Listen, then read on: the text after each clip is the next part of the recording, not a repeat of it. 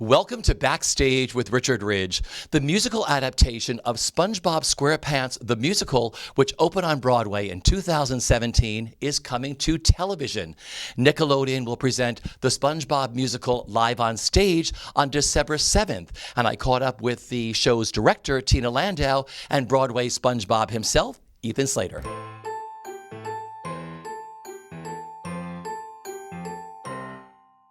You all just got back from London, right? Mm-hmm. Where you filmed what? We filmed the SpongeBob Musical live on stage for Nickelodeon, which is going to air on December 7th, and we couldn't be more excited. I love this. Okay, so how did this all come about? Because you're going to open a whole new world to theater goers now with what you just did. Yeah, I was so grateful. I got the call out of the blue. Nickelodeon wanted to do it. They were sorry they hadn't gotten to do it at the Palace Theater. And they said, is this possible? And I said, well, not really. And they said, well, let's do it anyway. And I said, okay, for this very reason, which is, we all feel so strongly about the message of joy and optimism and community that this show carries within it. And the chance to share it with more people who have not been exposed to it was just a real gift. Yeah. Ethan, being back with Tina and most of your original Broadway company, what was that like? I mean, it was like a family reunion. It was like really amazing that first day. We've all been seeing each other a lot, so it's like we see each other in our normal lives anyway, but getting to see each other in Bikini Bottom again was a really special experience. I think on the first day of rehearsal, I had to say to you guys several times, stop it. This is not a party. We are here to work. Yeah. But we brought that party to the stage. Yeah. No, it was like really, and you know what? It was like a nerve-wracking experience too, because we had been away from it for a little while, and then we're coming back and we're doing it in a way that's going to reach more people than we were able to on Broadway. So that the stakes felt, sort of high. But fortunately, we had each other, and we have Tina, and we have this amazing company, and creative team that it became a really artistically fulfilling experience again. To remount it. It was it's sort of a whole new version, and we got to approach it differently, which was really exciting. And I think that'll be felt. I hope. I haven't seen it, but I think it'll be felt that there's a new depth to it that we got to infuse because of our time away. You also got to work with your Broadway creative team. Yes, they were all on board, thank goodness. And, it's not what was at the Palace Theater, because one could never replicate that exactly. But it is a good version that was created anew by all of our designers who originally worked on the show. And I feel like it represents and speaks to exactly what the production is perfectly. Yeah. This musical, I saw it twice on Broadway. I saw it right before you opened. I took my whole family back to see it afterwards. Okay. This is such a feel-good musical. There were so many people who went to a Broadway show for the very first time because they loved SpongeBob. Yes. And they were entered into this whole new world like, oh my gosh, people do this, and they do it live. How rewarding was that for both of you? You mean this time round?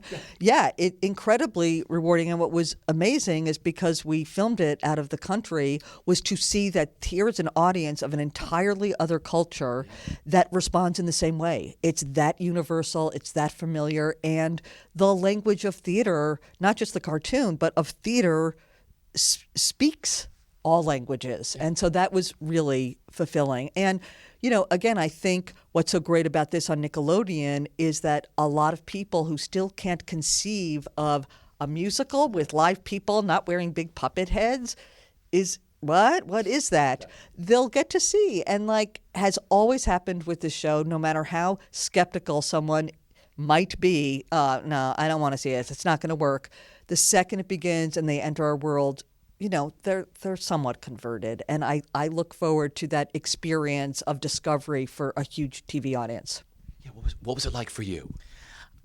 I mean, one of the things that's really exciting about Broadway was getting to share those experiences with the live audience and getting to feel how it was connecting with people and converting people who were skeptical, because that was sort of the mainstay of the entire experience. Was like every night we would go out to the stage door and someone would say, I was dragged here. I didn't want to come. I've already bought tickets to come back because it's my new favorite show. And that was a really heartwarming thing, because I can understand being skeptical of it, but I do think that it's something totally unique And then getting to do it in England and getting to share it with that sort of new audience and seeing that it still connects. And some things were a little bit different, but some things were, sort of exactly the same. It made me so excited to bring it into people's homes and get to experience that. I'm sure we'll get to see that on social media as opposed to in person at the stage door. Yeah. But it's going to be that same experience, I hope.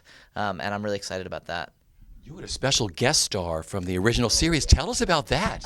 That was the biggest thrill. It makes the most sense. Tom Kenny, who is not only Patchy, the pirate on TV, but also voices SpongeBob and a gazillion other characters on the show, came on board to do this version as Patchy the Pirate.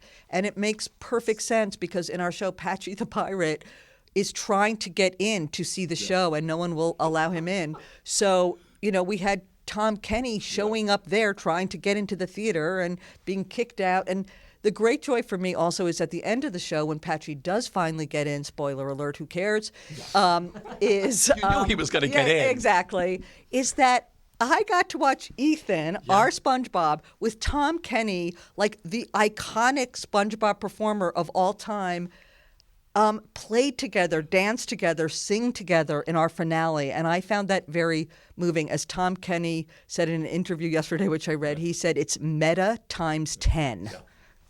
Was that like the biggest pinch me moment for you?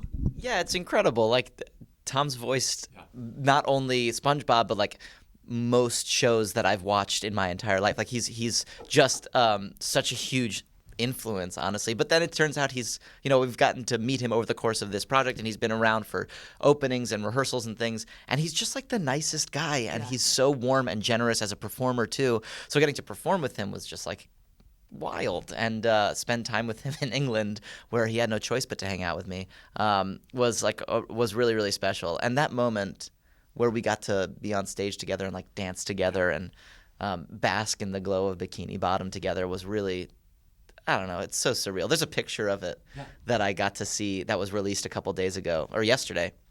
But there's a picture of me standing next to Tom Kenny, and I just can't really get over it. Yeah, I can't believe it. It's amazing.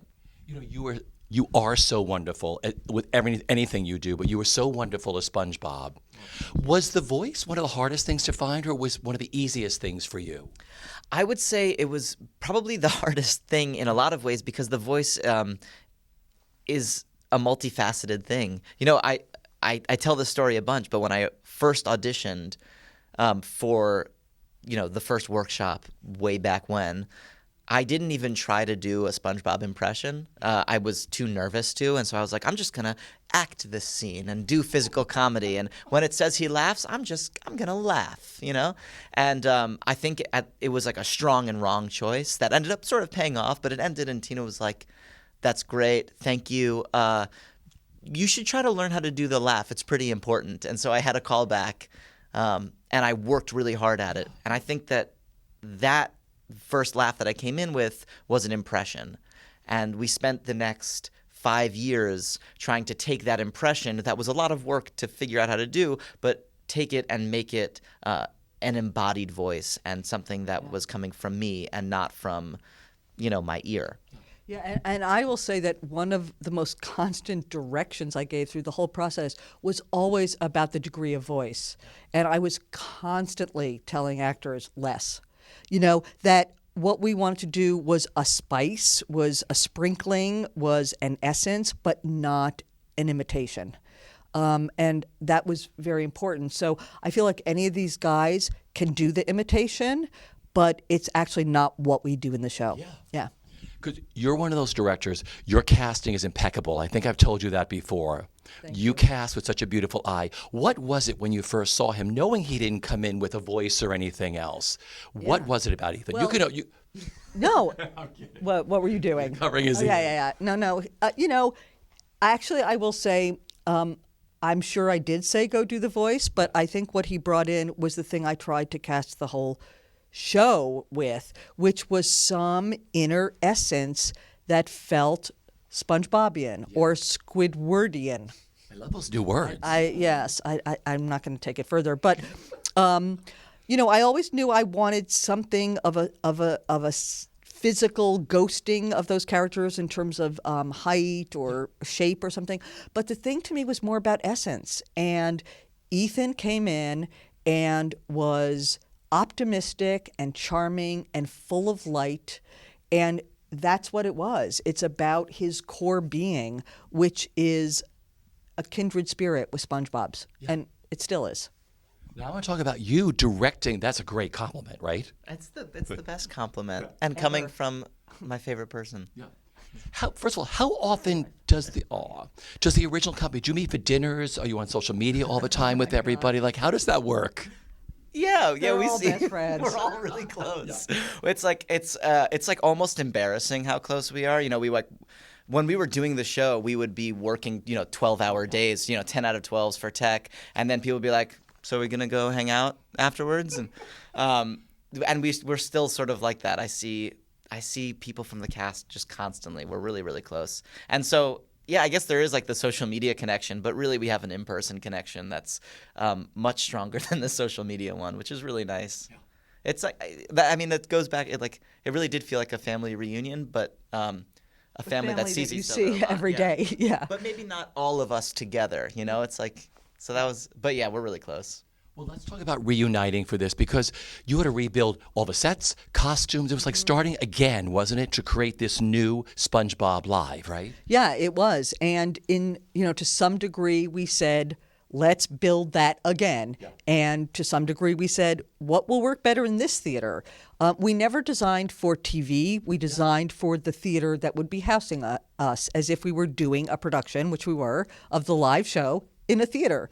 But just for this purpose. So the design was a really odd mixture of exactly what we used on Broadway and a lot of new things that made more sense for this space. Yeah.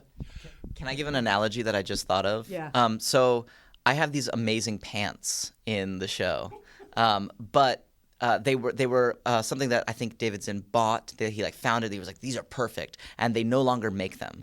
So they had to build new pants, and they had to build it out of a new material. So they look exactly the same. They're like this perfect replica of the pant that they bought, but it's made with this new material that now stretches perfectly. So I could do my full split, and there was no tension anywhere. It was it's a different thing in a lot of ways. The material is sometimes different. The set itself is sort of different, but it functions in the same way, if not better, in a lot of ways, which was really exciting.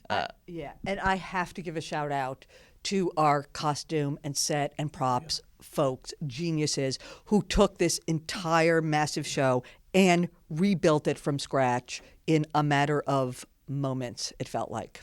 It was kind of crazy and amazing. There's so much that happens in the show. Say there's props, and you create these islands and everything else, and all this stuff rolls on, and people are doing all this wild stuff on stage. How much rehearsal did you have? Aha! We had the lovely amount of 2 weeks. Oh my God. Which, you know what? Yeah. Thank goodness for our cast, our family, because like Ethan said, they came in, they were ready, they know the show, they actually felt the show and inhabited it in a deeper, more specific way. And, we couldn't have done it without that. But because they were there, we managed. Yeah. And then we had 3 days of tech, on a show that took us. Well, I think you reminded me that when we teched for Broadway, the opening number took 3 days. Yeah. The opening number took 3 days of tech, and we had 3 days for the whole show for this. But somehow we did it. And we got through the opening number. So you'll see the opening number live on Nickelodeon. Yeah. You got to direct on television. The trailers that I've seen are it's a stunning trailer. I mean, what was it like for you? Because Glenn Weiss, who everybody knows from all the award shows and everything else, including the Tony Awards, you got to work with him on this. Yeah, and Glenn directed the TV portion of this. But what was so great is he said to me from the beginning, let's be a team. Let's think of what we are doing as one thing instead of two things. And I just thank goodness for him the whole way. He came to my rehearsals, our rehearsals in New York. he never asked me to reconfigure things to make it a TV show. He was always about how do I capture the live moment in the best way. And then he let me into the editing trailer where we worked together for, those days. And I feel like what we made is a real collaboration. I learned so much, and I am deeply honored to have been able to work with him. Would you like to do a lot more TV? Like direct stage or theater pieces for television? I have to say I enjoyed the editing room. Glenn was so interesting because he's such a live guy, he does. And he was like, I get a little restless during the editing. And I was like, funny, I feel like I could sit in here for weeks. And, I really enjoyed it. Yeah. To you, it's like tech, right? Yeah. Editing. Yeah, except you get to be even more specific and detail-oriented and fix things, yeah. What were you going to say? I was just going to say, I feel like anyone who's worked with you would not be surprised that you love the editing room. That seems like you would really thrive there. Well, I think I edit as a director. I always say to actors, like, make a mess, do everything and anything, and I'll edit. Yeah. So I guess I'm an editor. But I love that you edit theatrically. Yes. Well, that's my process. Yeah. That's how we work together. Yeah. Yeah. On Broadway or during this taping, is there like a souvenir you have? Like, is it the pants from Broadway? Are there things that only the millions of fans who'll watch this at BroadwayWorld will know? At home, I have my my LaDuca Fluvog shoes. They're the most amazing things because they look like Fluvogs, but they're like dance shoes, so they like fit my foot perfectly, and they're amazing. So I have those. Do you wear them out? I wear them in. I love it. Tina, what about for you from the show? Well, I have a little like weird Lego Mrs. Puff character that Abby Smith, who played Mrs. Puff, brought in for us to use on the TV show because there's a moment with a mini town that the conductor does, and we could only find the main characters. And so I asked if anyone had secondary characters. Abby gave us this mini Mrs. Puff, who you will see very featured on the SpongeBob Musical live on stage. Yeah. So December 7th is when this gets sent out on all the Nickelodeon channels and their sister and brother channels and everything else. I mean, that's got to be so exciting. Where will you be that night? Where will both of you be? We're just talking about this. Well, I mean, watching it for sure. The question is, who's hosting the party? Okay. Well, and my question is, do I go to the party or sit alone in a room? Or maybe with my girlfriend. Yeah. There's a part of me that just wants to be me and my girl, just so I can go through whatever weird feelings and screams and cheers and cries I need to do. And then go to the party. Yeah, that might be the move. Do it as a two-part. I'll sit alone in a closet somewhere, like watching it in the dark, and then go to a party. Hey, if there's a party, we'll probably go to the party. That's true. Go to the party. If you could sum up the best part of the experience of doing this, because this is very rare. It happens on some networks, but I mean, Nickelodeon has like stepped up to the plate, and this is going to be massive worldwide, this incredible production. If you could sum up the best part of the experience of doing the live one, what's it for each of you? You go first. Yeah. I think slower. Yeah. She's an editor.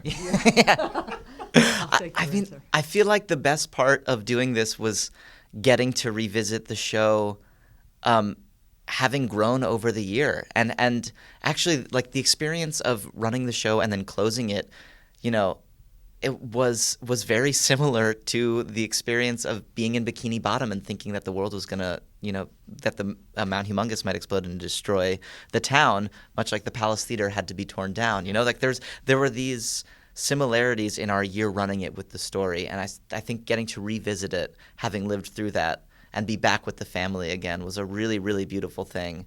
And then knowing that we're going to get to share it with more people than we're able to see the Broadway show.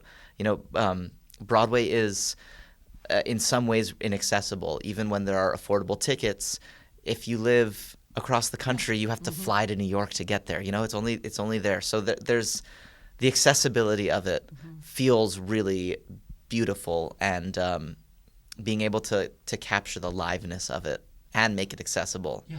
So to give two long-winded answers, those would be them. I agree. That's what I was going to say with a little editing, but yeah. mostly really what I was going to say. No, it is what I was going to say, but also for me, I just learned also how much this piece stands on its own. We can take away this one set element, or put in these cuts to hit the right time, or do it with an audience in a different country, but the material and the core heartbeat and message of the show just stands on its own, and I felt like a very proud parent coming to recognize that. Yeah. Finally, just go ahead. You were going to say something else. I know. Sorry. I was just thinking about this, but it's a big year for SpongeBob. It's the 20th anniversary of SpongeBob. And in Steve Hillenburg's memory and honor, I feel like it's a really special thing to be a part of celebrating that 20th year of the show, this thing that he created that has brought so much joy into the world. And he was a really big support to us while we were putting the show on Broadway. He was really welcoming and welcomed us into the SpongeBob family. And so I feel very honored and thankful to be a part of this celebration for Nickelodeon and for Stephen Hillenburg and for SpongeBob. And well put. And I said to Tom Kenny, we were standing there on stage at some point, and I said, Steve is smiling down on us. I just had this real sense of there was Ethan and there was Tom, and Steve loved the musical, and I said he'd be so happy with what we're doing, and that made us happy.